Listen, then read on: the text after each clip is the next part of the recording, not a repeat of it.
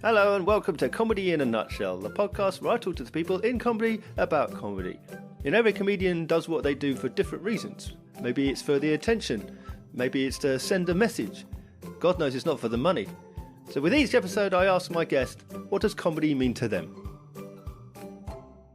I'm the comedy nerd who's seen more than 1,500 comedians perform live comedy, and you can find out more about my journey in comedy fandom on my website, thecomedynerd.com. If you like to hear what comedians have to say as much as I do, then please like, subscribe, rate, review and share the podcast. Thank you. My guest this episode is an amazing alternative comedian who won Best Show at the 2017 Leicester Comedy Festival and went on to win a host of awards at that year's Edinburgh Fringe with what has become one of my favourite shows, The Elvis Dead, a reimagining of the movie Evil Dead 2 through the songs of Elvis Presley. I've seen him a number of times since with different shows and appearances, and he really is an incredible alternative comedian. It's Rob Kemp. Can you remember how far back it was that sort of comedy was an influence on you? Was it an early thing? Yeah, well, do you mean like what I saw, or when first time I laughed, or not first time I laughed? Imagine. I'm hoping that was pretty early on. I do remember my dad. He shook this thing at me, and it sparkled in a way I really liked. This guy. And then, of course, he did this thing where he was there, and then he wasn't there anymore. It was amazing. I don't know. When people have asked me before about how long comedy had been in my life, I've always remembered having joke books. Not so much anymore. They don't seem to be so much of a thing anymore, do they? Yeah, it's interesting. Or is that just because I'm a grown up? But yeah, no. I used to love joke books. I think because I've always loved words, and I've always loved like sort of meanings and misinterpretations, and that's a weird thing to say about a child. No, like surprise. It's surprise, isn't it? It's taking. This isn't necessarily it, but my mum is very quick to remind me about a thing that I did in junior school where we had to draw a picture, possibly of an animal or something. I can't remember what the project was, but and I was in young junior school, and I drew essentially it was either two elephants or it was one elephant going off one side and coming on the other. It was like one elephant leaving and one elephant appearing. Or an elephant cut in half. It was an elephant cut in half. Yeah, it could very well have been two halves of an elephant. Some sort of tragic circus. An early Damien Hirst. Yeah, but yeah, one elephant leaving, one elephant coming on. And I don't know whether that was because I wasn't confident in my ability to draw an entire elephant. I was unhappy with my elephant midriff game, whether I couldn't do the middle of an elephant, or whether I think at the time I might have just discovered this sort of concept of the outside space, or like the fact that the medium in and of itself is the thing you can play with. You know, I think part of me also kind of just didn't want to draw too much in the middle of the page. I wasn't mischievous. I was a good kid. I got on with my work, but I don't know. I think I was trying to make the task interesting to me and putting a spin on the idea rather than just drawing an elephant. Yeah, making people laugh very quickly became a thing that I very much enjoyed doing. Yeah. I'm not saying that was it. I'm not saying that was the first point, but I do remember that's quite an early instance of somebody going, ha ha ha. You know, what an imaginative young man. And I remember enjoying that. I remember being sort of voracious is probably the wrong word, but I remember being quite not a critic of, but like the joke books where when I found a joke that surprised me and made me go ha ha ha, that's a good one. That always made me very happy because some became quite formulaic. Yeah. And you know, you sort of go, oh yeah, I see where this is going. I seem to recall our house was quite a happy house as far as I remember. I mean, you know, and I know that my mum's very silly. She likes to be silly. Like you wouldn't necessarily immediately know it on meeting her, but just give her a chance. She's very silly. And my dad, he used to have he's not with us anymore, but he used to have a big booming laugh, and he used to love jokes, and he used to love like making people laugh as well. Yeah. He was the performer part he's the performer parent, and my mum's more of the quiet sort of introvert. And I feel like we are the product of our parents. So I'm sort of I've got this sort of propensity for performance, and also no, no thank you. Just leave me. Yeah. So yeah, I've met somewhere in between there, Yeah. and we were always there was they were into the two Ronnies Yeah. and Remarkable Wise and all that sort of stuff. And then through my mates at school, I discovered the Young Ones and Yeah. Bottom and Blackadder and Red Dwarf and all that sort of stuff. Yeah. And Ben Elton, the man from Auntie, and all that stuff. Yeah. And seeing him do like I know I saw stand-ups in some capacity. I understood the idea of somebody telling jokes. I understood the idea of somebody looking all sparkly, not sparkly, but like with a ruffly shirt and Yeah. standing under the lights and telling jokes at you with the express intention of I'm entertaining you.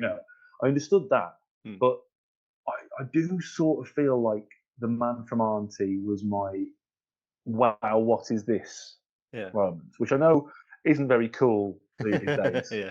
But do you know what? He did a tour a few years back, and me and my best mate, both of them have the same opinion about it. And when we scored tickets to this hot gig, Yeah. uh, we were like, "Oh my god, we're gonna go see Ben Elton!" And it's like, I don't know. Right, there's no such thing as cool, right? There's you like what you like, Yeah. and that's fine. Yeah. That's the rule. So I'm not here to justify anything. I mean, obviously, if you've got anything particularly questionable in your locker, my favourite film's Birth of a Nation or something. If if you've got a particularly sort of questionable uh, taste in those regards, then fair enough. But I mean, by and large, just like what you like, And I'm not ashamed, Mark. I'm not ashamed, and you can't make me. Um, So were those kind of shameful influences then an influence on you and your decision to go into comedy?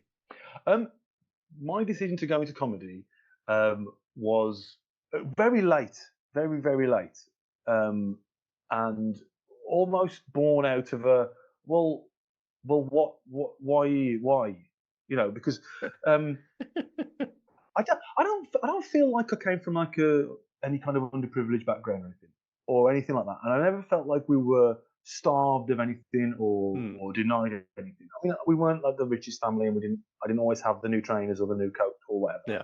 But we were fine. We were fine.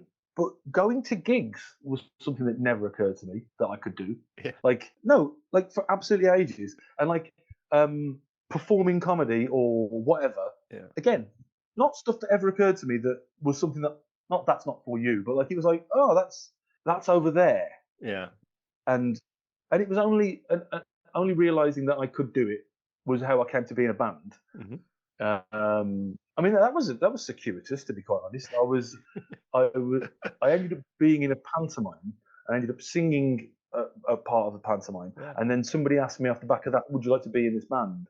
And then I was in that band briefly, and then my mate started a band, and then my mate who had to have an operation that meant he couldn't do the singer role, Mm. and they said, "Hey, you seem to be able to sing. Do you want to do this?" And I was like, "Yeah, all right." And then all of a sudden, I was a singer in a band. And then I realized I could do that. Like, not that I could do that, like the physical acts, but like that it was an option available to me. Yeah. And it's kind of the same with comedy. It never occurred to me that I could do it. Never occurred to me that it was something that I was allowed to do. Mm. That it was like anything that I should even consider doing. And I think and what I'm going to do now is I'm going to say a thing, and you're going to go, "Well, what was it?" I don't remember. All right. I wrote a joke that I'd never heard. I've already told you that I had a fascination with jokes Yes. previously, Yeah. and I wrote a joke that I hadn't heard of, or it might just be that I'm embarrassed to say it. But I wrote a joke that I hadn't heard, and then I was working in an office, and I just typed it into a Word document, and then left it and didn't think about it. Yeah. And then that happened a few more times, Mm. and then before I knew it, I'd got like 8 pages of A4, equivalent, all in like massive 75 size letters. 0.75.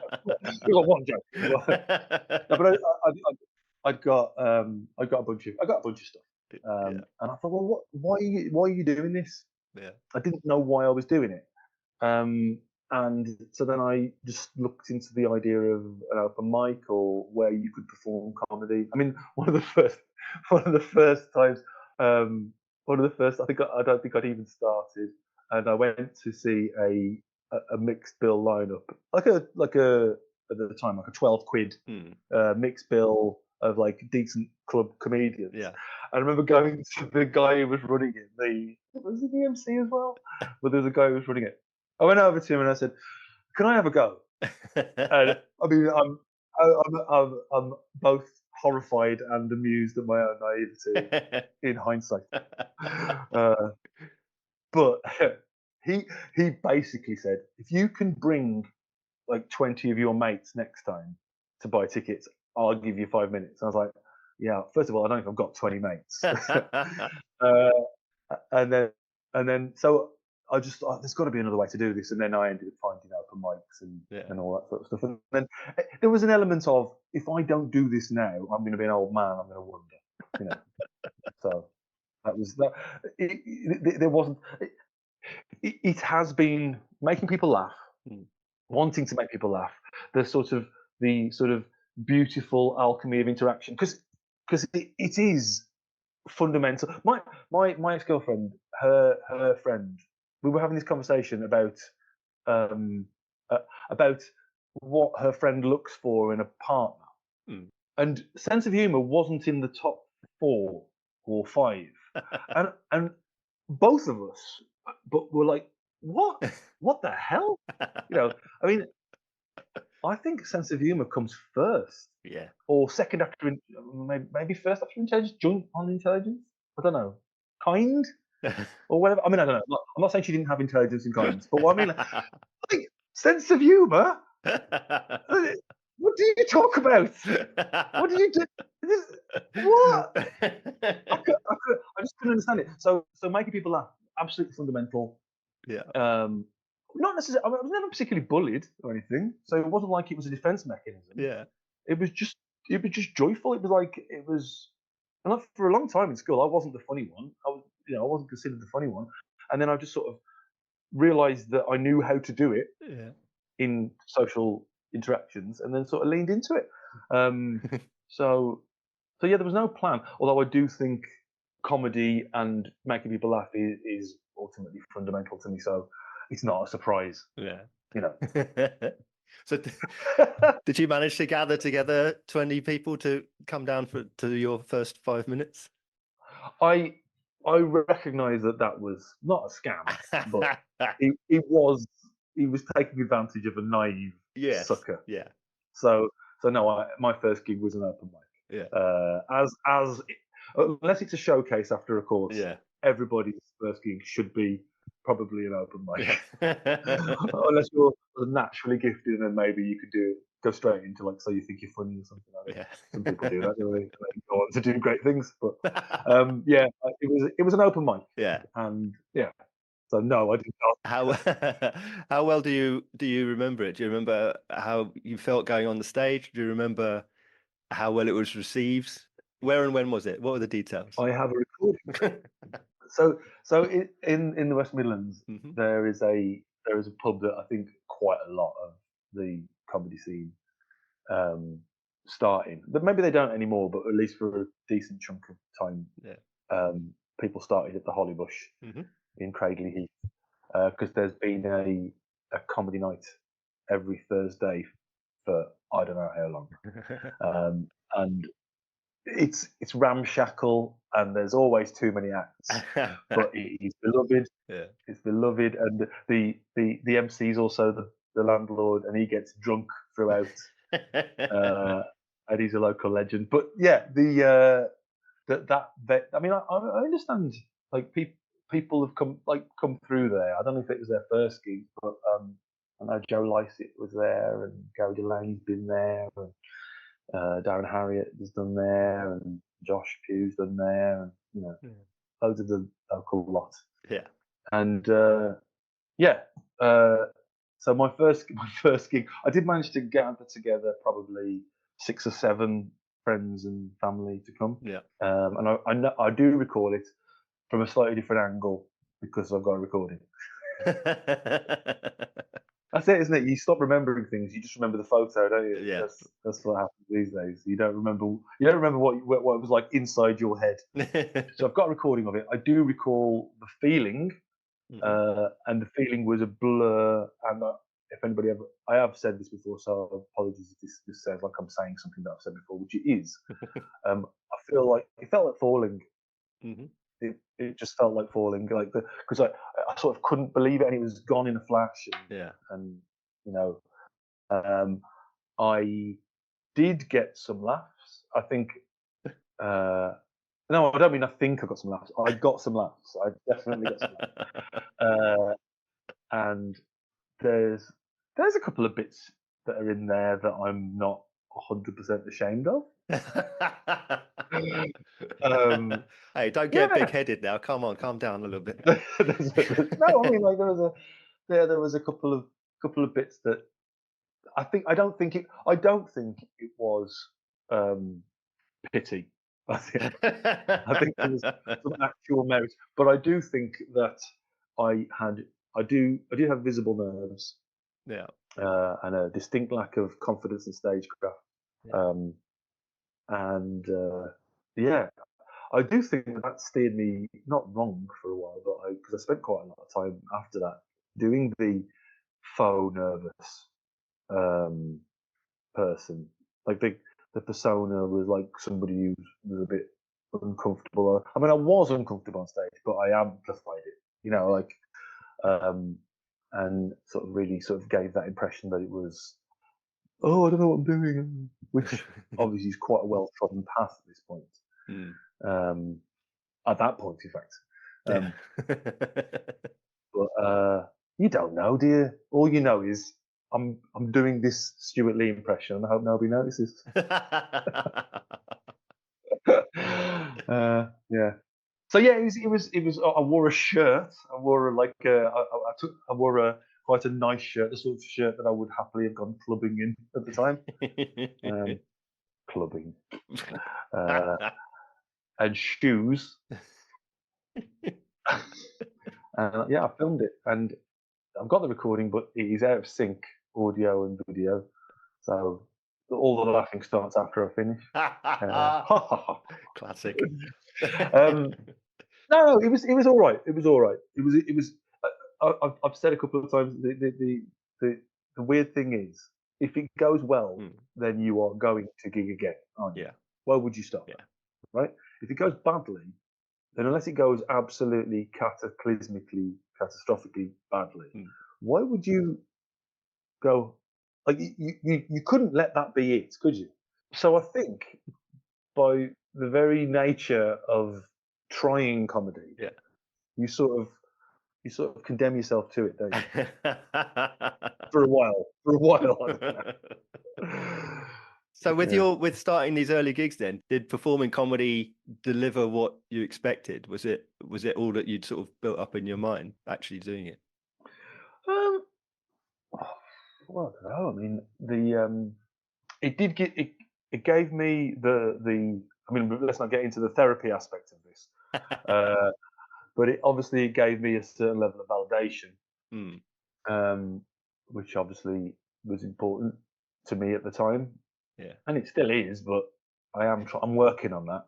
I want to get to the point where I don't give a fuck what any of you lot think. Uh, I should probably have asked if this is a sweary podcast. Yeah. I don't care. Who you like? I'm not gonna get into a diatribe now. I'm just saying. Um, did it deliver? Well, it was a rush. I mean, it was a rush, and Mm. it then became a, well. You want that rush. You want the approval. You want to get it right. Mm. You know, Yeah. you wanna do it to the point where everybody gets it, everybody likes it, everybody, you know what I mean? Yeah. And that's it. That's impossible every time, isn't it? I mean, you can't. I mean, it is. Well, what about, I mean, surprises? What were the things that you weren't expecting on the other side of the coin? You know, what was the big surprise that you found? I mean, I wasn't surprised that it's a slog. Yeah. I am a realist. I mean, like I'm a hopeful realist, but I am a realist. Uh, it is a slog, and it is. I mean, it's not unrewarding, but like you could go a while without it being like you. And you know, I don't think you're meant to want to think that you're doing anything with aspiration to start with. Hmm. You know, you should just be trying to do it Yeah. and meet people and just revel in the sort of community of it all. And I think, you know what, that is a thing that I do not miss. That sounds bad, but like there is this sort of I think there's this notion of your year group of acts that sort of came out like, or sort of start around the same sort of time, Yeah. and you have a gang who are all sort of the same level of sort of weirdly insecure with similar influences, and you've got you remember the same gigs, and you remember the same bumping into the same people and Yeah. all the same controversies or whatever. Hmm. Um, it is. Is it a surprise? It, it's at both times less nice than I expected and more nice, which I know is not possible. But no, it is. Of course, it is. We're not talking about one. It's not like everybody has that one same interaction. You can Yeah. sort of judge it on its own merits. But like there are so many wonderful, helpful, beautiful people in it Hmm. who just want everybody to have a lovely time and push to succeed and pull together. Yeah. And there are so many snakes, uh, selfish sort of snakes, Yeah. and there's lots of sort of gossiping and backbiting and all that sort of malarkey. So yeah, all human life is here. So I think, why not? Of course. Um, Yeah. apart from these sort of well-adjusted, secure people who don't need to show off. So they don't go into um, comedy. no, generally not. I don't think so. I don't think so. Well, why would they? Why would they? Um, so yeah, are there any other surprises? Yeah. Um, probably. I, I tell you what is a surprise is how frequently the act, despite being the sort of entertainment for the evening or part of it, Mm. isn't even given like the respect of a chair. You Mm. know, they're just sort of shuffled off into a corner. It's like, hey guys, we are actually, because again, that's not a situation that fits all. Mm. Uh, I think that when you start, you don't know, you don't realise that you are a commodity and that you could be being taken advantage of. Mm. Wow, that's really.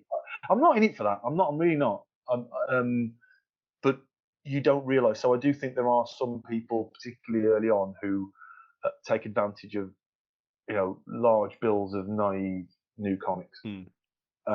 And that's you can't necessarily say that everybody who has a paying show that's got a large bill is taking advantage of them, but there are definitely some that do. Yeah. I don't know. I don't know. That's not the question you asked. Sorry, please No, not at all. stop me. Stop me. You talked about some of the early influences of people you saw on the television. So if you're on those mixed bills now, if you're seeing other comedians or going to other comedy shows, if you indeed you do you still watch comedy the same way? I do still love to watch comedy. Yeah. I think it's tragic that I think it's tragic if you stop finding the joy in it. I do really in anything, in whatever it is that you do. If you Yeah. because then you've kind of spoilt that nice thing that you liked, and maybe you should step away from it. Yeah. But and yeah, no, I love being. I do love going to a show and being dazzled by it. Mm.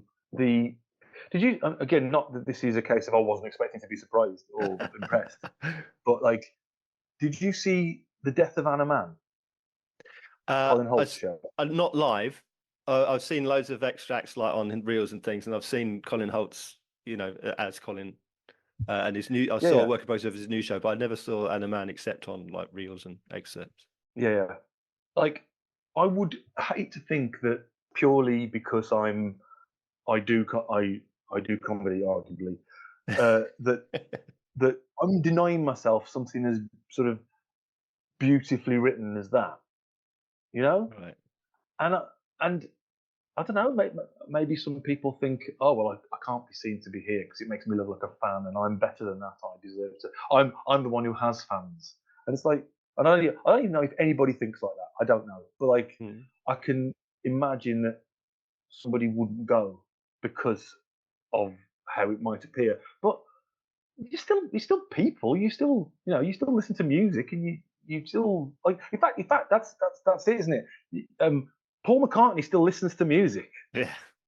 like, and he's inspired by it, Yeah. and it helps him create. I mean, I don't know, maybe that's not a good example, but you know, you need to be hungry to see stuff, don't you? You need to want to see what it is, because I don't think living in a bubble is going to serve anyone. Mm. Like Yeah. if you know, I'm all for letting your own brain do the creating, Yeah. but that the whole idea of um, I was having a conversation with an act at a gig recently, Mhm. because they'd done a show that was similar to a show idea that I'd had, Okay. and I said, I saw you do your show, and it was great, Yeah. uh, and then I was like sort of gutted because it was so great, but it had also sort of taken the sort of central concept that I wanted to play around with. Yeah. And she said, "No, you could do it, and you'd do it differently, wouldn't you?" So, Mm. yeah, I think watching people do it isn't like risking plagiarism or steering you down, making you like homogenizing you. If anything, it's sort of it's it's enriching you, isn't it? Yeah. You know, I think if you spend, and I'm probably talking to the wrong person is when I say this, but if you spend all your time watching comedy, Yeah. I'm with you. I'm with you. Yeah. Yeah. I think you need to, enrich yourselves in all the ways. I think Yeah. I think if what was the there's a letter that I think it was Teller wrote to a fan. Right. Hmm. It circulated on social media for a while, and this lad was saying how he wanted to be like the Penn and Teller of magic, and I think Teller comes back to him and says something to the effect of, "You don't want to be the Penn and Teller of magic. There's already one of those. Yeah. You want to be the you, or you want to be the the David Bowie of magic, Yeah. or you want to be the Salvador Dali of magic, or you know what I mean." Yeah. Yeah. And and so yeah, I don't know. Uh, I think we get hung up on this idea that we are diluting ourselves by looking at other people, Yeah. but we're not. Yeah. To be aware of what is available, what's available, what's out there, and laughter has never hurt anyone. I mean, no, it has. Like laughter at somebody has hurt somebody, but like laughter at entertainment is only enriching to you. Yeah. Again, that's a blanket statement that I can't stand by. Well, by that token, then, like you've mentioned, the death of Anna Mann, for example, from Colin Holt. Are there still acts now? Are there shows that you've seen recently that you find reinvigorate you and sort of add more time to your future, if you like, to sort of say, "Oh, wow, look, this is what's still possible, and nothing's become, as you say, homogenized or jaded." Well, I think by virtue of the group of friends that I've got in comedy, I mean, not just in comedy, but like the group of friends that I've got, Mm. but in comedy, and then somebody will say, "Oh, have you seen this? It's great." Yeah. Um, and then even if it's something that I've not heard or got any sort of notion that it's good, Mm. then I'll take my friends' recommendations. Absolutely, I will. Yeah. So, so long may that continue. But I'll just keep stumbling across things. Hmm. But I don't think it's a Lachlan Werner, Lachlan Werner, Werner, yeah, yeah. Lachlan Werner. The puppetry, the Voices of Evil. I saw that recently, and that was Like that was a blast. I really enjoyed that, Yeah. and it wasn't. It wasn't like I was expecting to not enjoy it, and it wasn't like I was expecting that it was. I think I'm a good audience member. I Mhm. do. If I may be so bold, I think because whilst if I know the act, I won't sit in the front. I don't like to sit in the front. I don't want to get involved in all that. Even if other people want to, I'll like, no, I don't really want to because Mm. I don't want to be any kind of distraction in any capacity. I want them to do what they do. Yeah. And but if I am in an audience where I end up in the interactivity zone, Yeah. you know, um, then I'm not gonna I'm never gonna try to steer the gig. I will give them the answer that I think they want. Like like I'm not an act who happens to be in an audience. I'm an audience member. I'm here to enjoy some comedy because I love comedy. Yeah. You know. Um, so yeah, I hope so. I absolutely hope so. Mm. I would hate to think that I am surprised. I'm like my days of being surprised are done. Yeah. That would be awful. And I mean, like, I'm not just talking about like alt acts and weird stuff. Yeah. Like, I um I saw um I saw Ed Burns' show about his brother, Yes. and that was beautiful. And that's not it's expertly performed stand up, Mm. and you know I saw Paul Foot's Dissolve recently. That was Yeah. that was also beautiful. Yeah. Uh, apparently, what I need in my life, in my comedy at the moment, is to be moved. is to pause and go, yeah, not just jokes. I don't need just jokes. That would do. Well, that's interesting. That's the Edinburgh trope now, isn't it? That's the fringe trope. You've got to have a message at the 40-minute mark. You have the sad bit, you have the dead dad, or you have the ADHD diagnosis or something. That comes at about 40, 45 minutes. We know that now. Sure, but I mean, Sam Campbell will have words with you. You know that the Well, that's no, he won't, because he won't talk to the audience members after the show. So, but he will. okay. I challenge you, Campbell. Metaphorically, he he notionally does not agree with that point. Sure. It is an existing thing, and yes, we do. But then that's the whole thing, isn't it? Like and I'm going to get this wrong and sound like a dolt, but that's okay. I don't care. I've been being a dolt for years, so that's fine. Um, the amount of people who, if I post a thing with my tongue in my Mm. cheek, uh, who then correct me and make me think that they actually think I'm an idiot is very troubling. It's very troubling. They're like, no, no, no. Oh, he doesn't get it. He didn't get it. Yeah. um, Yeah. but yeah, the notion of uh, thesis, antithesis, synthesis.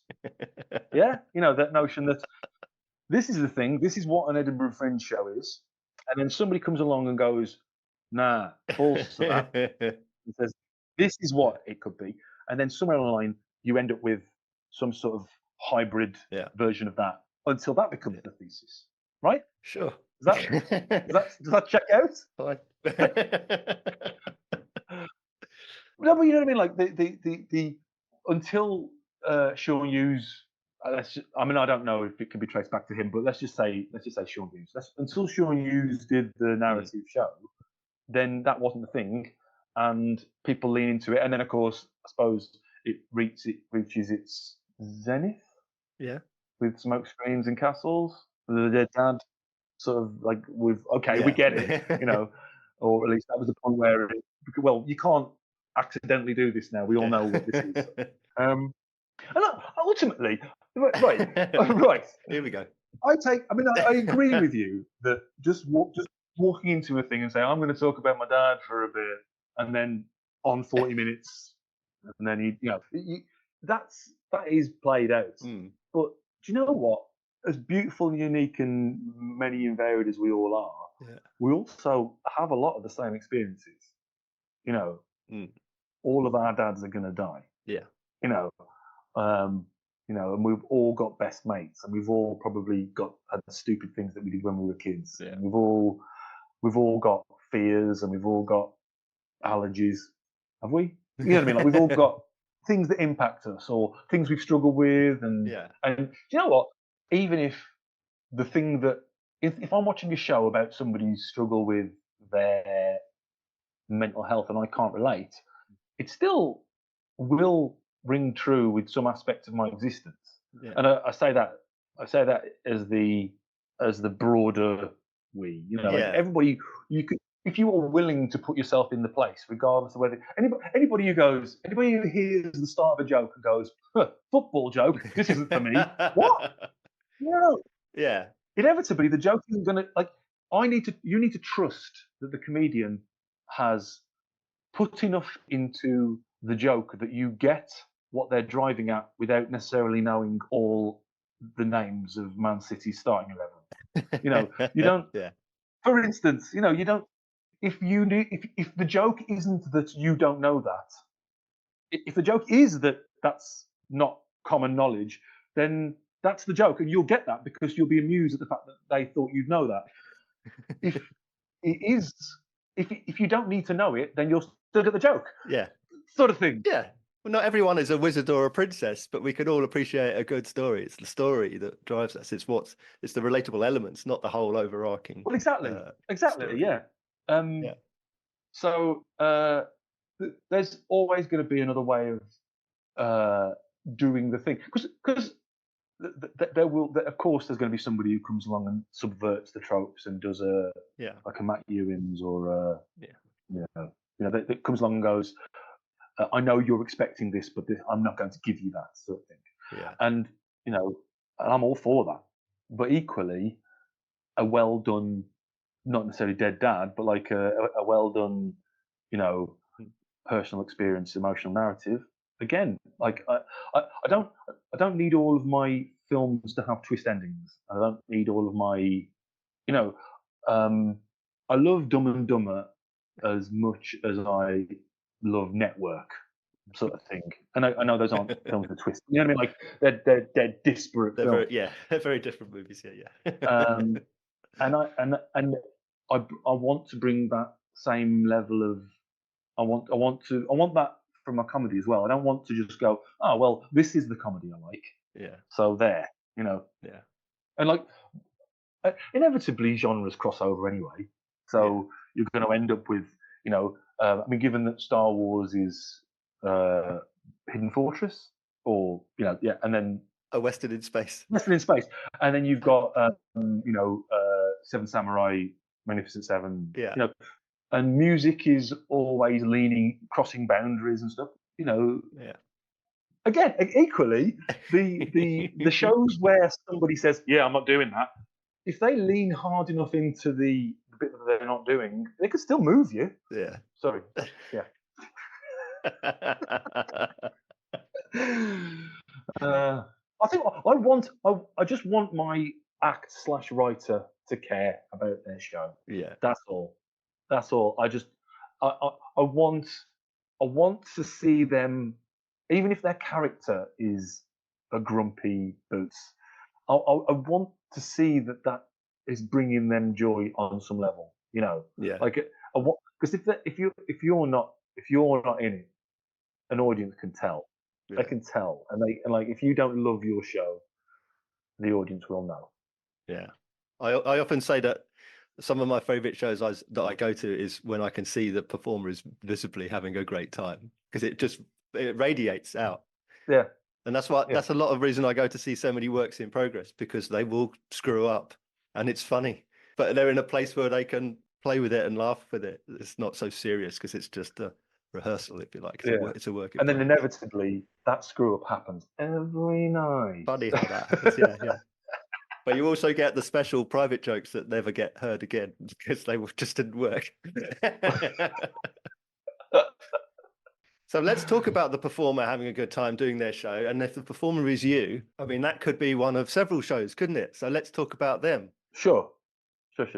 You've had subjects like in Agenda recently. You talked about identity and gender expectations. And then in Moonraker, You were talking about the flow of your dreams, and all sorts of interesting, wild, and wacky ideas came out of that one. And then a few years before, of course, you had the Elvis Dead, which I have the privilege of having been able to download and watch again and again as often as I like. So thank you for that opportunity. So let's start there, because I think that it's interesting that you've just made the point of the performer having a great time on the show, performing the show. And one of the things that always makes me smile when I think of it is when I first time I saw you do the Elvis Dead a few years ago now. There's a great moment where you break out and say, something along the lines of, guys, this is what this is. You sort of stop the show. This is, I don't know what you're expecting. This is it. This is what's going to happen. It's kind of self-subverting, which I love.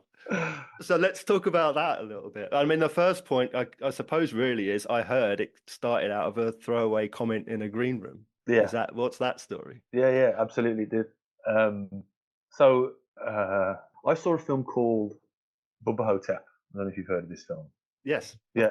Another great Bruce Campbell movie, of course. Yeah, another weird Bruce Campbell movie about an elderly, possibly Elvis, who knows, Yeah.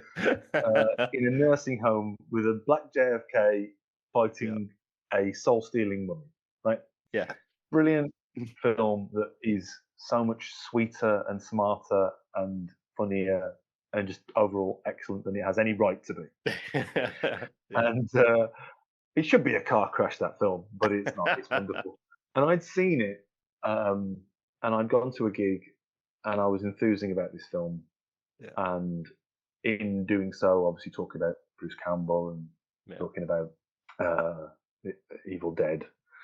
And one of the other acts said, "You look a bit like him." Mm. And then I can't remember the specifics of the conversation, but it then sort of spun off into a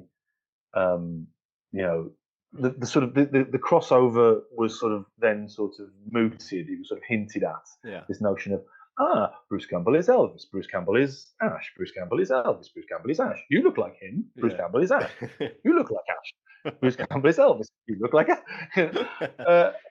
so it just sort of, and then then I sort of had this idea. I had the idea, and I mentioned it to a couple of people, and a couple of people immediately went like, "Oh, that sounds amazing! You should do that." And I had no idea how I was going to do that, but I liked the fact that it was ludicrous. Yeah. In hindsight, I realise that it is very personal. It's personal because it does reflect two things that I love. Because I'm not like heavy into my like 50s music, but 50s, 60s music. But I'm into some of that stuff, the rock and roll and that through my dad. Yeah. And I'm only really into horror movies because of my dad. Yeah. So by some manner of fluke or confluence of focus, I wrote my Dead Dad show in Elvis Dead. And because this is me sort of thanking him for the things that it isn't, because he never gets a mention, because of course he doesn't. That's not my show. But yeah, it just started out as that'd be a fun idea. Yeah. And I did actually mention it to a couple of people, and it just seemed to be it sort of percolated for ages, because from first mentioning it, I think it was 4 years before I did it. That wasn't 4 years of work. It was 4 years since suggesting it as an idea and sort of musing on it a little bit. Yeah. And occasionally put a little note in a book or saying, "Hey, I wonder if I could do this," or and the work didn't begin in earnest until like about 18 months before I did the show.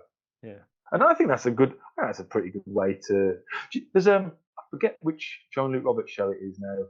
It might be All I Want to Do sound effects, perform some comedy. Right. Yeah. And most of the structure of the show is based around an army of alphabetical Mel's in the Spice Girls. Yeah. So obviously there's a B and a C in the Spice Girls, and and he posits the notion that there are 24 other Mel's that either were in the Spice Girls or were cut from the Spice Girls or were meant to be, Yeah. And in somebody else's hands, that is a Twitter joke, isn't it? Yeah.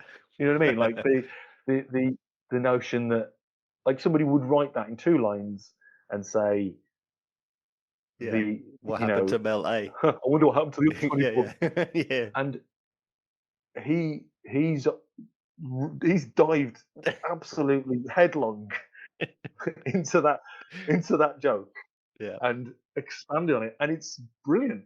And I just get like this.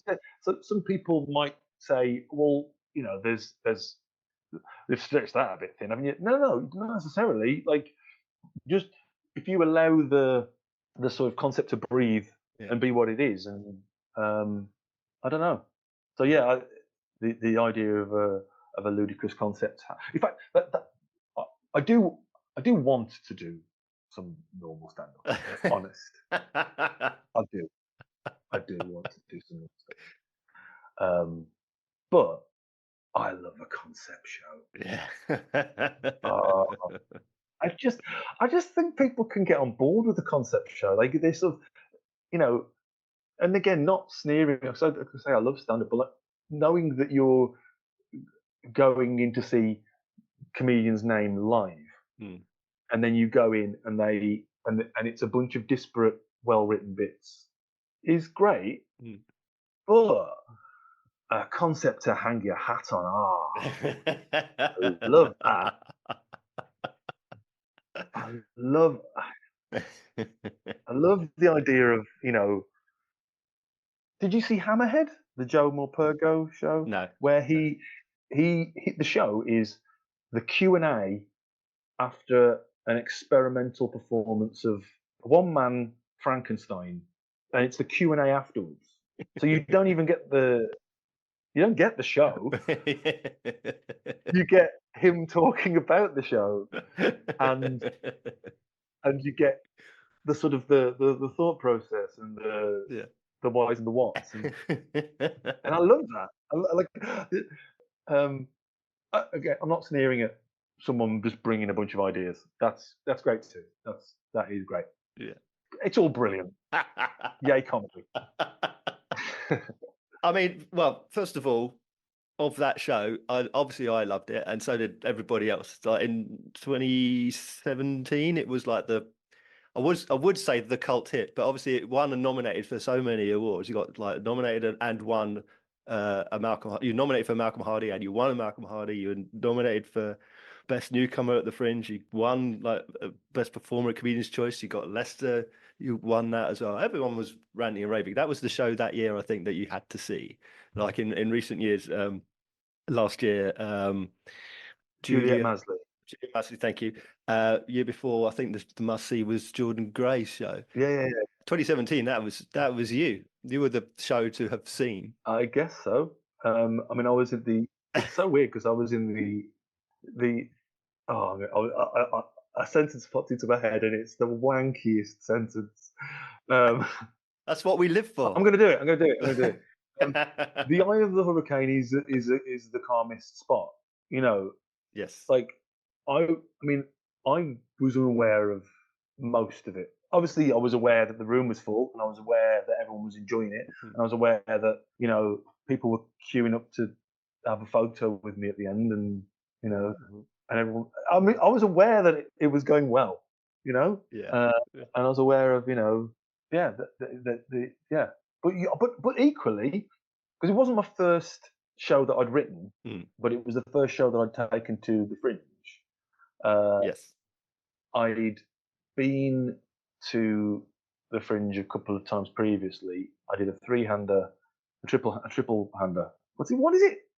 Double header, half Yeah. hander, shared an hour. I shared an hour. Split bill. Split bill. Uh, and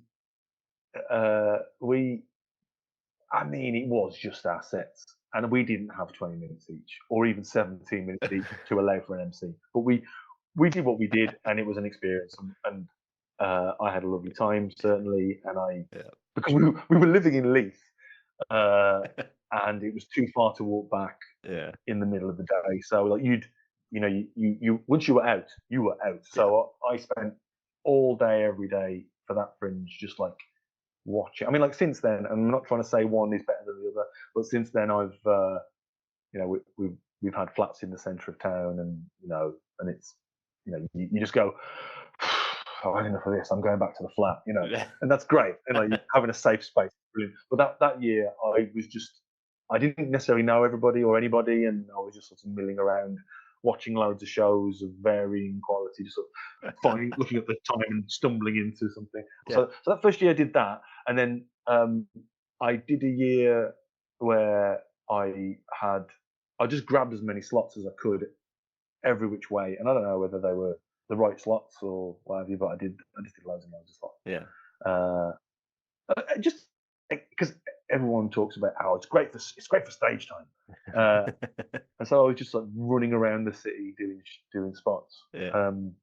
And then there was one year that I only popped up briefly. But anyway, the point is, so we did a show that I didn't take, and then what was meant to happen was so the show that I had done was called Hubris, and it was about overconfidence, which I am of course blessed with, and it was just it was a daft PowerPoint thing that turned into a sort of a self-hatred sort of analysis of my first few gigs, my first like 50 gigs. Yeah. And that was the crux of that.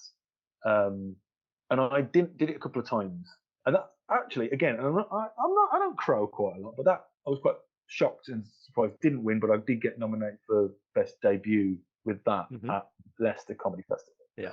And the intention was that I was supposed to take Hubris to Edinburgh, and I was going to have a show that I was happy with, that was complete, and I was going to have this work in progress show, this Elvis Dead show, that I was going to sort of like work in over the following year so that I could take it and be solid and be happy with it. Yeah. and then I did it, and then obviously reaction was so great and super positive. I mean, there was a series of extremely lucky things that happened with that show. I didn't have a room, didn't have any kind of support or what have you. But my mate Jason Neal from Leicester, who I'd done gigs with, we're pals. He had been doing some stuff with Bob Slayer, and Bob was supposed to be doing, but Bob had a show that he was doing at the same time as. So I did my show. It got a really good response, and then off the back of that, Alex Hilton from Jokes on Us sort of said, "Hey, let's run some of these gigs again," and he put this thing called Second Chance Sunday on. Yeah. And which I think has become like a regular thing for him now. He puts like the things that have been the hits. So I got to do it again, having made a few refinements. And Jason told Bob about it, and Bob cancelled his own show that night. Put a little note on the bus, or was it the bus or was it the venue, saying show cancelled, going to see the Elvis Dead. And he wasn't convinced. He was like yeah, I'll watch this for a bit. And yeah, cool, we'll go and see this thing that you wanted to see, Jason. And then he went along with him, and they were in there, and Jason's very pleased to tell me that after like 5 minutes of the show, Bob leans over to him, taps him on the leg and goes, he sort of leans over and gives him this like, yes, I'm glad I'm here. And then I got to the end of that show, and that went really, really well. That second time, that was like all I was going to do with it. But I knew I was going to go to Edinburgh with something. And I said, please be kind with the bucket, please be generous. I don't know what I'm doing with the show, but I'm, want to take it to Edinburgh, and and obviously people in the arts are poor, or very rich, it would appear. And it was wonderful, it was beautiful, because Bob immediately, because I said, I haven't got a room or anything, I'm not, and he stood up and he went, "You're booked!" Immediately. He just said, "You are booked." And like, so, I mean, I can't say it was luck. I mean, it was luck. It was a confluence of, it was a bunch of happenstance and coincidence and people being in the right place and whatever at the time. I can't say it was luck, because I worked fucking hard on that show. Yeah. I mean, like, me and my mate Ben, we worked really fucking hard on that show. Yeah. Out of love, but we wanted it to be good. We wanted it to be a thing. We wanted to, like, how can I make this work? What is it? And how am I going to do this? How am I going to do that? Yeah. And so, yeah, the intention was to take Hubris. The intention, me thinking I was being smart, was to have a show worked in and a show in hand. Yeah. Right? that was the idea, that I would always have something that I was ready to show people, and I would always have something on the back burner that was sort of bubbling over. Yeah. And then, of course, that went out the window because people wanted to see Elvis. And so I that was my debut, arguably. Mm. And so I was spoilt. I was spoilt with my sort of debut experience of Edinburgh. Yeah. Um, Mm. and I wouldn't change it, but I am a little sad that, you know, I probably didn't quite revel in and or appreciate the wonderful, beautiful, exciting, fun things that were happening because I was just too bewildered or tired or, Mm. just out of touch with it. My then girlfriend lived in Scotland. We'd met like the previous year in Edinburgh. Yeah. And so I was staying with her out of the city, out of the way. I was performing at midnight. Then there was all the, I'd say, photos and that, and then after that there was like a clear up. Then there was a wind down, usually a beer. I'd have to have a beer, like a wind down beer. Mm. That stopped after a couple of weeks because my voice was going. And then of course I'd have to travel back, Yeah. and we were living outside the city. So by the time I got back, it would inevitably be like 4 o'clock in the morning. So then I would sleep most of the day away. Mhm. And then by the time once I was in the rhythm of the show, I was able to see some stuff, and I did try to see some stuff. Mm. But no, that month passed in a blur, Mm. and like I say, I wouldn't change a thing, Yeah. but I do feel like I didn't make the most. I mean, it is difficult to feel sad for me when when I had a wonder, like a lot of acts would give their right arm Mm. for the experience I had that year. Yeah. And if I never have anything quite as well received as that ever again, then I mean, it's sad. I'd like to think that I've got more in me. Yeah. I'd like to think that I'm not a one and done, Mm. in terms of like that sort of level of success or what have you. Yeah. In fact, actually, that was a bugbear of mine for a little while because the whole sort of how do I follow this, Yeah. and I agonised over that with the following show, Wheel of Shows, Yeah. and it was because I got it wasn't a damning review, but it was a fairly sort of, oh, is this what he's doing now sort of show, sort of reaction Mm. in this one review.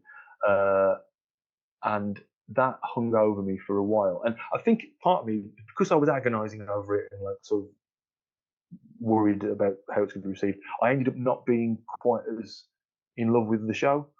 And I think that reflected in how it was seen. I think people still enjoyed various parts of it. And I think there's some good ideas in there and Mm. what have you. Yeah.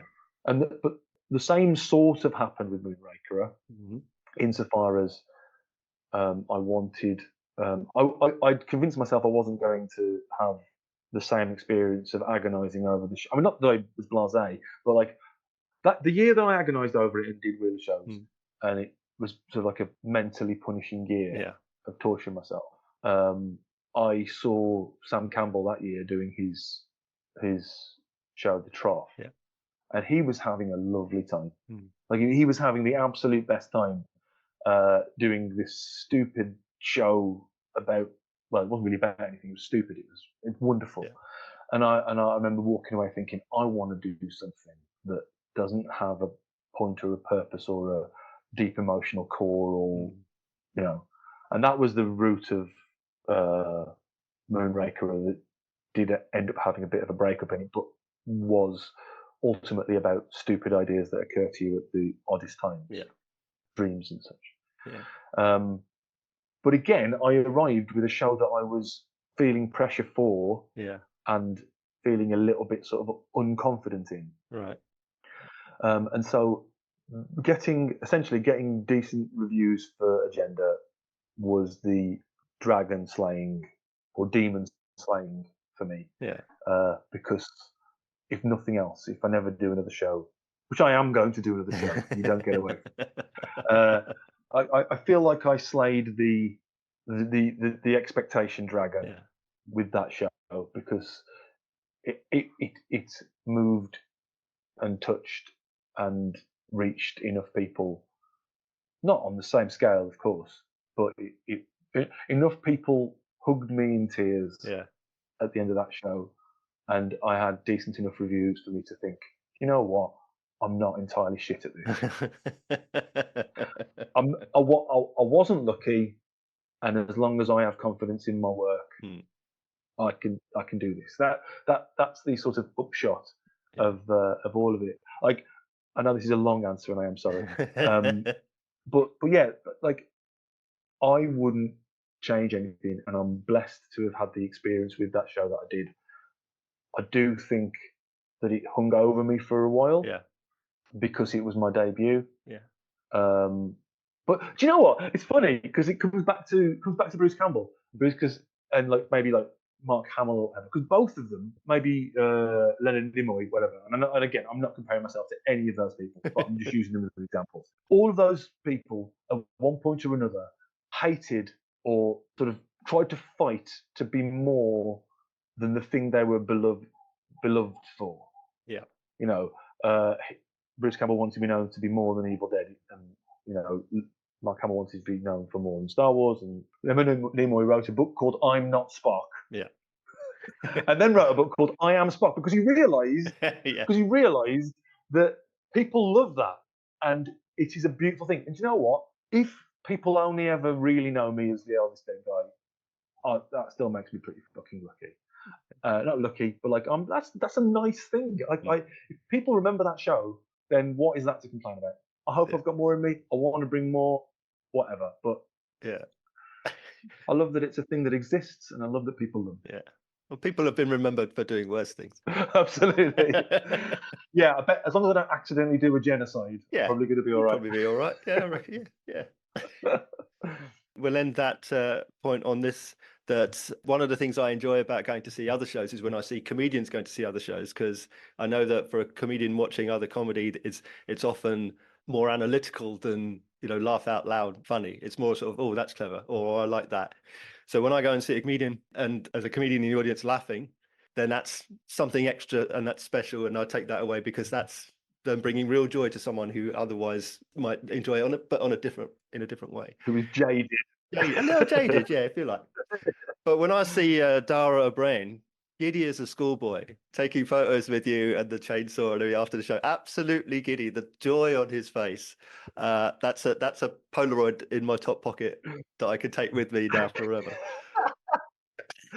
He said, because we had a chat after the show, and he said, I'm going to give you the biggest compliment that I can give you.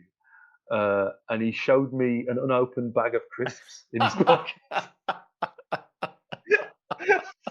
I was like, oh, obviously the implication being that he was so involved that he hadn't stopped to snack, and I particularly enjoyed that. There was actually, on that note, talking about coming to see shows. Yeah. Um, there was Brennan Reese came to see Elvis Dead that year, Mm-hmm. and he was sat on the front, well, near the front. I don't know. It was like the first two rows. Yeah. And he spent the whole show sort of leaning on his arm, sort of with his leg crossed, leaning on his arm, leaning on his knee, Yeah. with a look of sort of, like you say, what I've since realised was analytical sort of intention, Yeah. like sort of focus. Yeah. But at the time, I just kept seeing him, thinking, he hates this. He, what? Oh God, he hates this. This is terrible. And I thought, oh well, you can't. I didn't. I was horrified. And I got a message from him, and he was like, "Mate, I can't stop thinking about your show." And I was like, you can't, you can't. Don't assume. I mean, another time that same show. There was a woman who just was socially awkward. She told me after, like, she looked like she was hating it, and she just said, "I'm sorry, I was having a lovely time, but I don't like to you coming even close to me made me feel very anxious, and I hate to think that I made him breathe that." Yeah, like, you can't judge it. I spoke to a woman at a work in progress of a different show, Mhm. who looked like she was having a horrible time, And afterwards, she said, "No, no, no, I love what you do, and I'm going to keep coming to see you. I was just cold, tired, and uncomfortable." I was like, "Oh, it wasn't me. It wasn't me. It was you just had a long day." Yeah.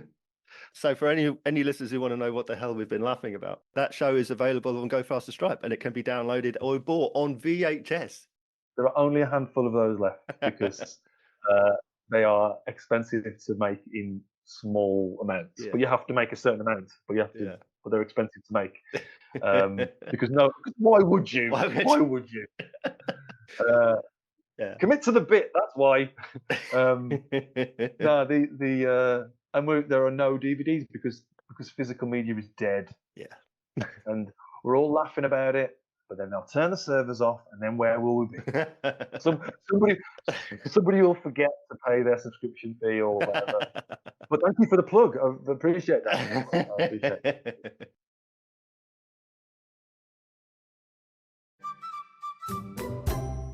What about your festival experience as a whole then? You've mentioned Leicester, and obviously we've talked about Edinburgh, we've talked about a few of your shows. How is your festival experience as a whole? Because there's also the industry side, there's the social aspect of it. I think I am.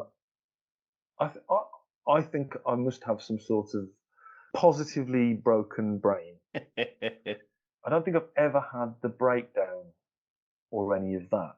Like, I remember seeing one of these reality shows some years ago where these people were on a desert island or something.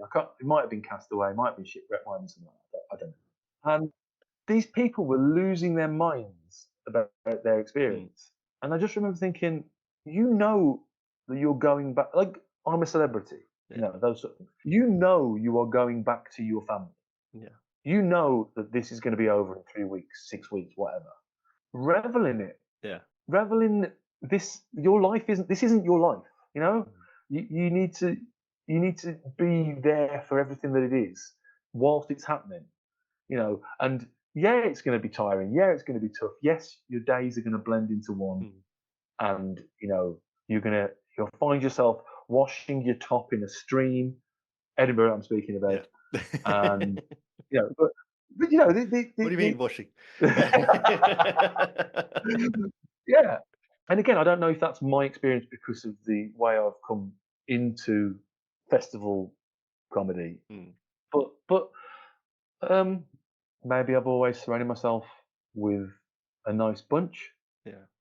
I think if you're going to go as a performer, I think being in like the last time I went, we were in, it was a sort of a flat, but everyone had got their own rooms. It was one of those sort of university digs. And there wasn't really like there was a shared living space, but it wasn't particularly comfortable. And we didn't really spend a lot of time in it. And I mean, that may come down to the relative successes of the various people in that flat. Like, everybody's running off to do bits and bobs everywhere. Yeah. And maybe that's the point in our respective careers that we all are.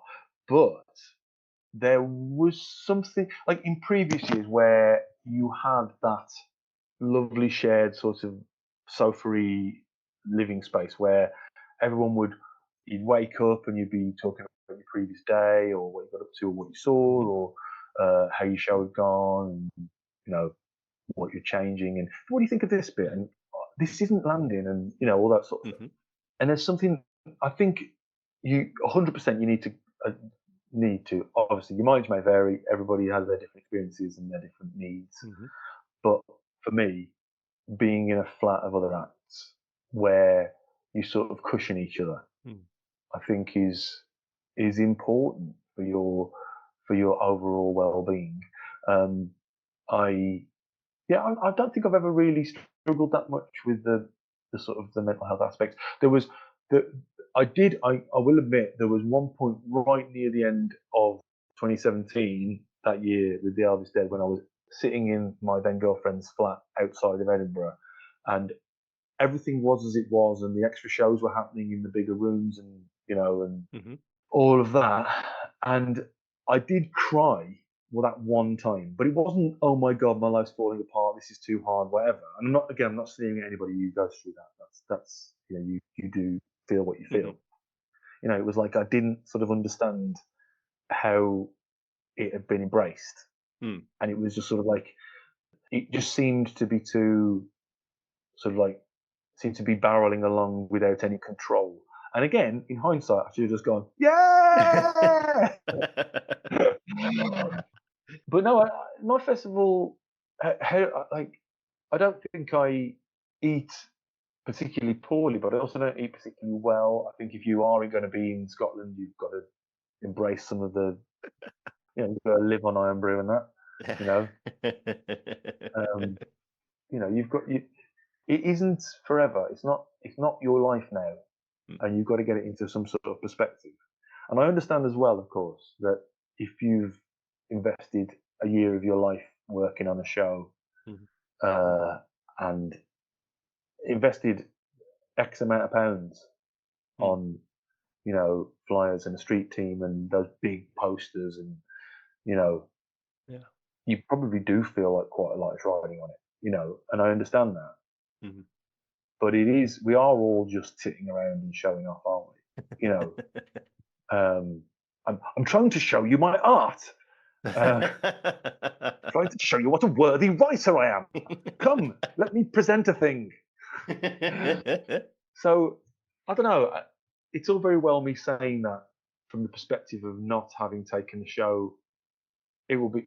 I'm not going this year. I mean, I might go up, but it'll Mm. only be as a visitor and a watcher, Yeah. But I'm not taking a show, and that'll be for various reasons. 2 years that I'm not taking a show, and that's you know, I was starting to feel like I might be getting left behind. I was starting to feel like, oh well, that's that sort of thing. But do you know what? It isn't healthy to chase, to only find your validation in the approval of strangers. Mm. Um, and and again, I'm probably not going to be able to live up to the sort of the promise of this, but I don't want to do that anymore. I want to, um, I want to do it because I love it. Mm. Yeah, I don't want to be giving people what they want. I want to be doing the thing that I want to do, and hopefully people will come with me. Mm. So yeah, so no, the social aspect. I think I get on with most people. Um, I think I do. I don't think I've got any enemies in comedy. That I'm aware of. Um, I'll happily stumble into. But I think my problem when it comes to the social aspect of the fringe is Mm. that I don't usually want to push myself into somebody else's night. You know, Yeah. I get anxious about becoming that person who turned up when they didn't want you there. So, and I know it's in my head. I know it is because really, what have I done to offend people? I don't know. But so yeah, I sort of need to stumble into things Yeah. or be invited to things. But again, that's another thing. FOMO. You can't be at it all. Stop trying to be at it all. Mm. And if something is important enough and beautiful enough and sort of long lasting enough, somebody will tell you about it at some point. Yeah. Like it's not like there aren't massive hoardings telling people to go and watch the Hitchhiker's Guide to the Galaxy, but people still find out about it and go and read it. You know, because somebody else will go, oh, this has influenced me. Have you read this? And I know there's films and series and whatever, but the idea that if you aren't there, you're lost is bullshit. And I don't want to be held captive by the notion that I need to be you. That's burnout. That's where you're going if you try to be in and involved in and aware of everything. Yeah. You can't be. You can't be. You know, too much art is being created all the time for you to be on top of a fraction of it. So, Yeah. so, so just enjoy where. I mean, this is because I've gotten into yoga as well. The present moment. Uh, but enjoy where you are. Try and Yeah. enjoy where you are, and enjoy the show you are watching, or the tickets you've got, or whatever.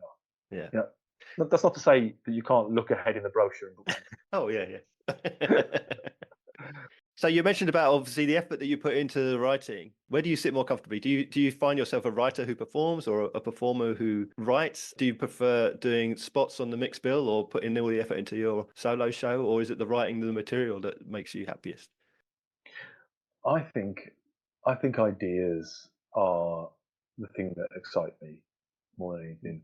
Um, the dragging of the idea from the idea onto the page is sometimes hard, and the dragging of the idea from the page onto the stage in the way you want it to be seen is also hard. Mm. Um, so I do think I'm happiest the first time I'm trying something. Mm. Uh, so probably performer. Um, Having said that, the times that I've done a little bit of work on somebody else's writing, Mhm. I've loved that. Like I love it. I love to collaborate or like offer another angle or I would. I'm not sure I work in toppers, but you know the notion that there's a thing to think, or have you considered this, or have you considered tying this to that, Mm. or I love that. I absolutely love leaning into that. Yeah. Would I be happy writing and watching somebody else do jokes I'd written or shows I'd written? Um, I mean, I'm gonna say no, but that said, if I wrote a sitcom and then I wasn't in it, I wouldn't be gutted. You know, um, I think there's space for both aspects. There's a thrill to performing that I would miss if I never did it, but I also wouldn't be happy not flexing my writing muscle Mhm. or ideas muscles, Yeah. um, because I do just love the the that of it of all of it. Like the what I've seen or what I appear to have gotten hung up on, at least of late, um, is the the show that I've been dabbling around in, sort of not necessarily succeeding with, but I've got a chunk of and I need to work on it and make Mhm. it more into a Yeah. full show. Is a detective in the summing up. Mhm. So the idea is that I don't know if we've spoken about this previously when we bumped into each other, but the idea is at the end of a murder mystery, the detective gathers everybody together and then goes over the crime Yeah. with all of the suspects. Yeah. And so the notion that I'm the detective and they're all the suspects in the audience, Mm. essentially looking at the dynamic in the room and why this is happening and so I'm at the moment I'm interested in why am I talking to you and what is the dynamic in the room. Mm. So the the concept of that being the show is the thing that has excited me in the first instance, Mhm. and what can be done with that. Um, so I think, but I would want, yeah, I've got to do both. I can't, I don't have to do all of both, but the joy. Don't get me wrong, I'm more than happily be an actor and performing things. Mm. You know, I do love performing in things, but if I am going to write anything, particularly if it's a one person show, I'm I want I don't know. I mean, I mean currently it's the only. I mean, um I don't write love songs or anything. I don't paint paintings, so this is this is how I express myself, isn't it? Mhm. And without that, what am I? I mean, I know I'm a son and I'm a brother, and I might be a friend and whatever. But what like I'm not looking towards legacy Mm. or eternity because very few people can dream of or hope for that. Mm. But just reaching some. There's a in Stephen King. His writing, his on writing book. Mm. There's a passage about writing being like time travel, and that you can read a book that was written 100 years ago, and that person is speaking to you through time. Mm.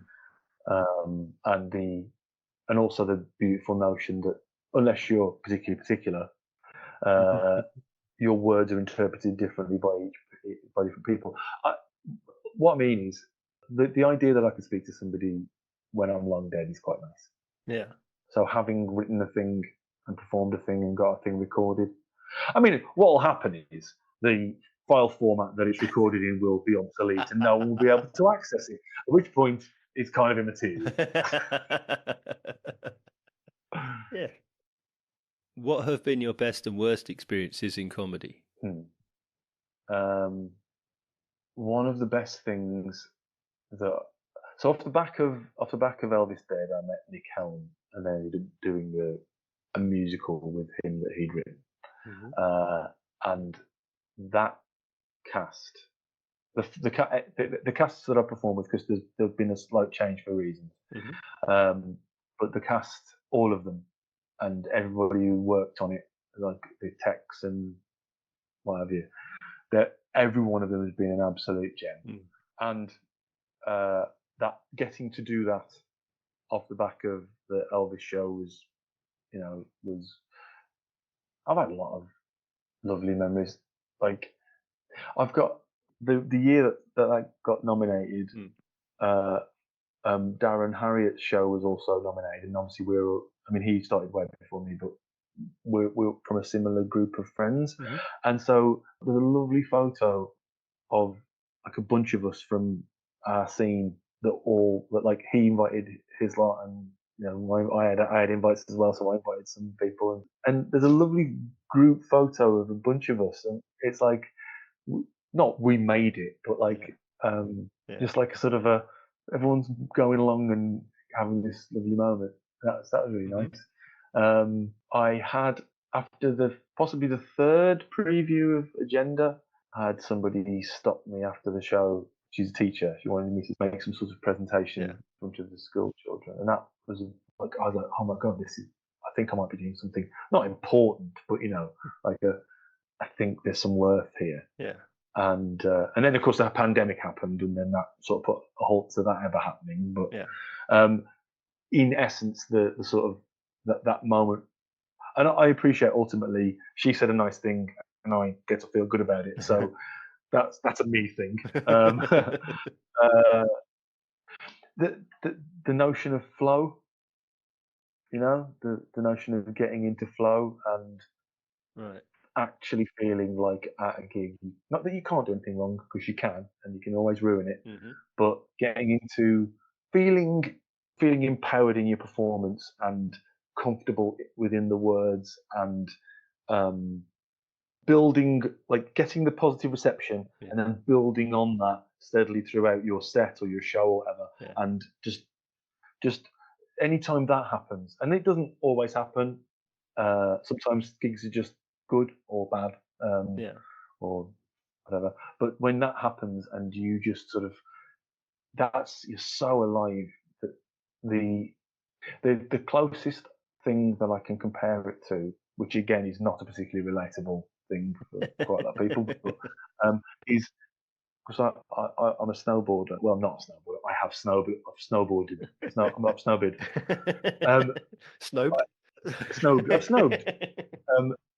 And when you are connected, when you're not thinking and you are just in flow with yourself and your body and the mountain, and you're just sort of riding, and you're zen because you're there and you're exhilarated and you are in control, but you're also sort of a passenger.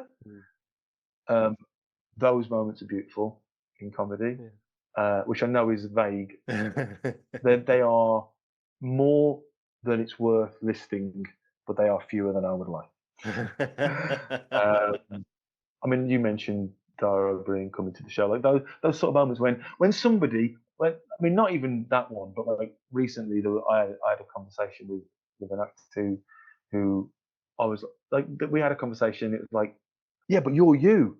Yeah, but you're you. And it's like there was like a sort of a mutual. Why are you feeling weird? You're you. And why are you feeling weird? You're you. And it was like, sort of, it's nice when you can sort of go, oh, okay. Yeah. Richard Gadd showed me where the bacon sandwiches were once. That was nice. Uh, my worst experience is I got cocky after my first couple of gigs. I did 3 gigs my first 3 gigs went quite well, Mhm. and I got cocky. Yeah. My 4th gig was an absolute stinker, and it hurt so hard that I punished myself for being so arrogant. I've cracked this. This 3 gigs that, on reflection, on the recordings, I was fine. I was fine for a beginner.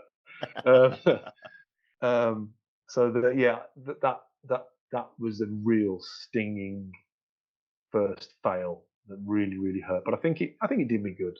Mm. It sort of reminded me to rein it in. That was bad. When I was having my Elvis year, I had I did set list, Yeah. and I don't think I entirely died, but I felt like I died. It was pretty bad, and I've not been invited back. So, so that's what you've got to remember from that. I think what I tend to do, and I do this a lot, is when the stakes are low, or at least in my head the Yeah. stakes are low, I can do what I want, and I am like and I know that's sort of the fact, but like I feel confident to tit around. Yeah. I feel confident to sort of feel safe for it to screw up. Yeah.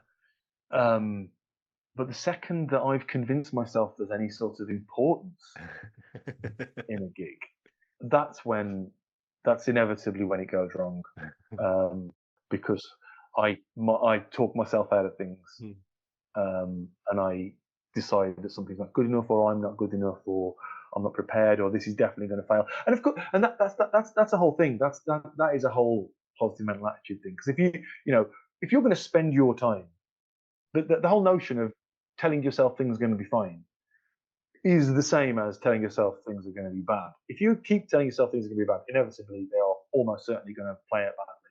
Mm. Even if you want to convince yourself that you are being, you know, managing your expectations, or trying to be realistic about things, why not tell yourself it's going to be fine? Why not? Yeah. Why not just sort of lean into that? Not like, don't wander in with some sort of devil may care, but have a bit of faith in yourself. That why assume the worst?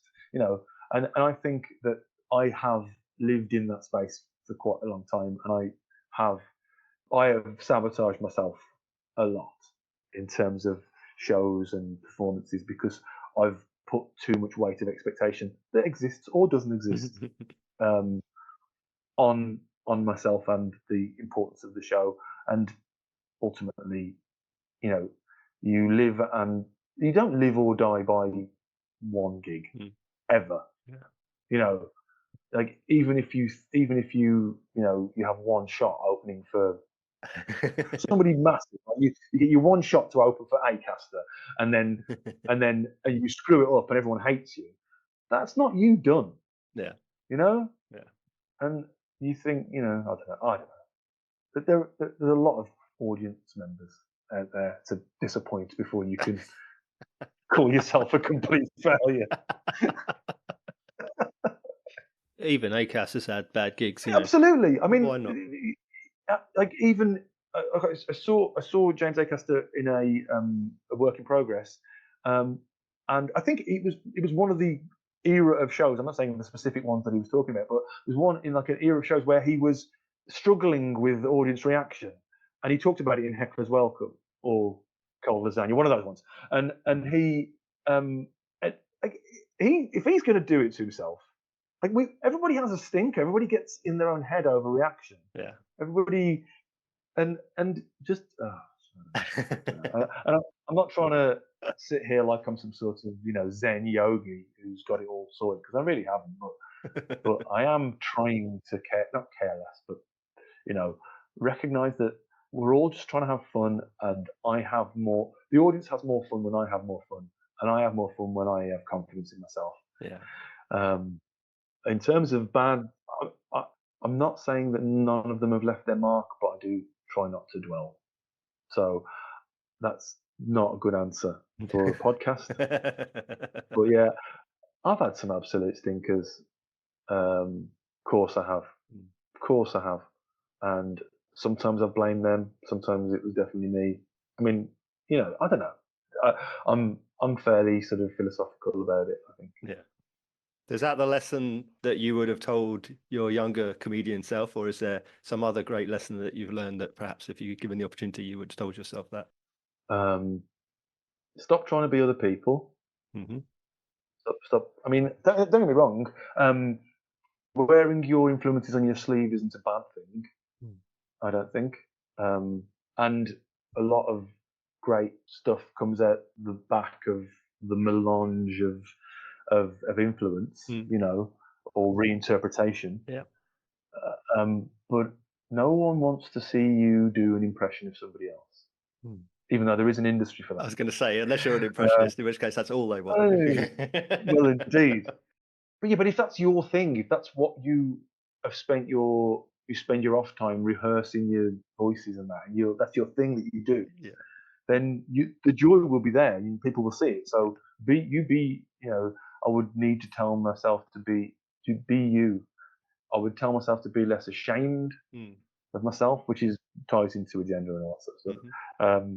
I would tell myself to not agonize so much. But don't let the standard drop. Because you've got to agonise a bit, haven't you? Oh, yeah. You've got to. If you don't agonise about the word placement and how you say a thing, and how your expression or whatever, then you're not doing your job. You've got to have an eye on those things, but also it is meant to be fun, isn't it? Yeah. It is meant. We are doing it because we are all trying to have a nice time. Yeah. And I would just try to convince myself to write more and start earlier. How can we find out about you and where we can come and see you perform? I'm trying to create a sort of a guerrilla myth of myself, to be honest. So I'm not really telling anyone. Which is terrible from a promotional standpoint. I've got podcast ideas that I've not worked on, and I keep getting told off about. And I am the reality currently, Mark, is that I've needed to do some work on myself for a little while, for a number of reasons.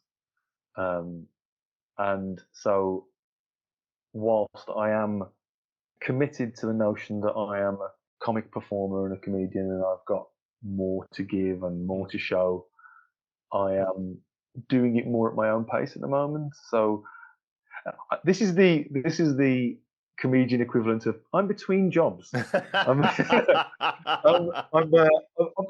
stuff booked in, but I'm not chasing gigs as voraciously as I was, as sort of fastidiously as I was, and I'm gonna bring a show that I'm happy with when it's ready, rather than oh god, deadline is. And I appreciate you sort of need a deadline, but I think I probably need to have the show 70% there before I'm going to commit to it. Because I've tormented myself enough, and I don't know why, and I don't want to do that anymore. So if they want to follow me on Twitter, it's @Rob Kemp. If they want to follow me on Instagram, it's @Rob Kemp. I don't post very often on either, so it's kind of redundant. But that also means that I'm not clogging up your feed. So so if you want an occasional, vaguely amusing photo or a slightly wry, if esoteric comment on something, then I'm your guy. I've got you covered. It'll happen very sporadically, but I'm not going to harass you to the end. It's the wrong way. It's not. That is not how the industry works anymore. I need to be creating content. I need to be putting it out there on a schedule. I need to be doing my reels, and I'm not.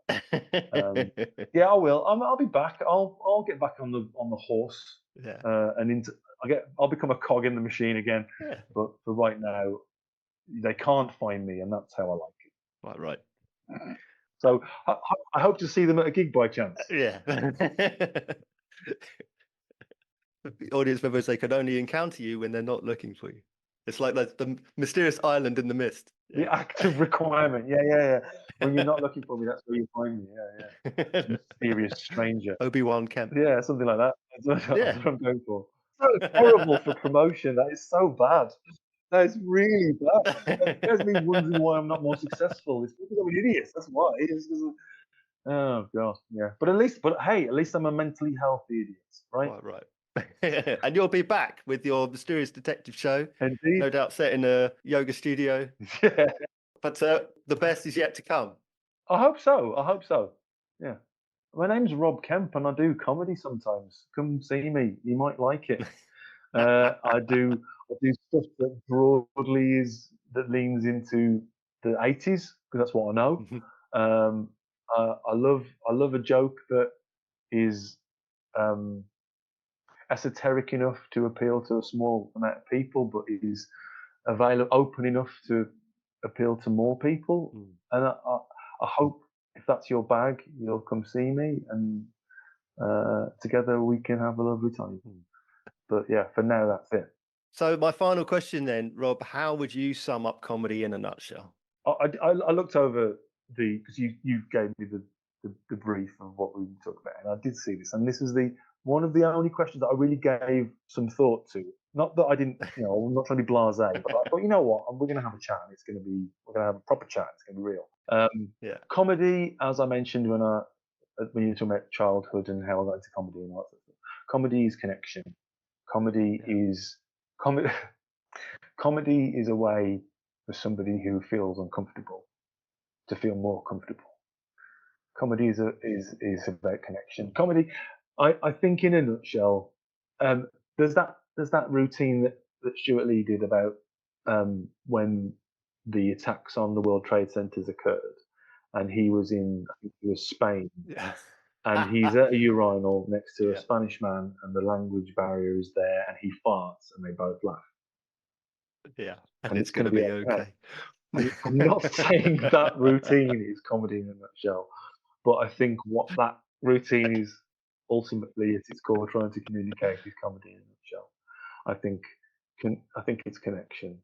Rob, thank you so much. It's been an absolute joy and privilege. privilege. Thank you very much for me. I'm glad this finally happened. Rob Kemp out. and then that's when I drop a smoke bomb, and then the screen goes misty, and then I'm gone.